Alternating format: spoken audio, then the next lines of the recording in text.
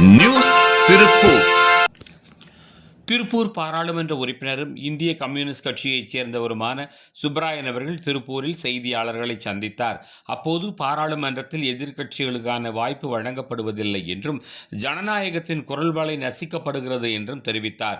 மேலும் திருப்பூர் குப்பை பிரச்சனையில் திருப்பூர் மாநகராட்சி நிர்வாகம் சரியான ஏற்பாடுகளை கடந்த காலங்களில் செய்யாததால் இதுபோன்ற கடுமையான சூழல் ஏற்பட்டுள்ளதாக தெரிவித்தார். மேலும் இப்படி ஒரு சூழல் உருவாகும் என கணித்து 2 மாதங்களுக்கு முன்பே தமிழக முதல்வரிடம் மனு வழங்கியதாகவும் அதன் பிறகு அமைச்சர் நேருவிடம் பேசியிருப்பதாகவும் தெரிவித்தார்.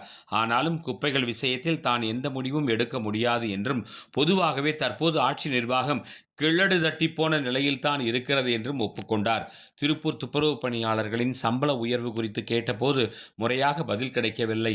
மேலும் இன்று முதல்வருக்கு தான் எழுதிய கடிதத்தின் நகலை செய்தியாளர்களுக்கு கொடுத்தார்.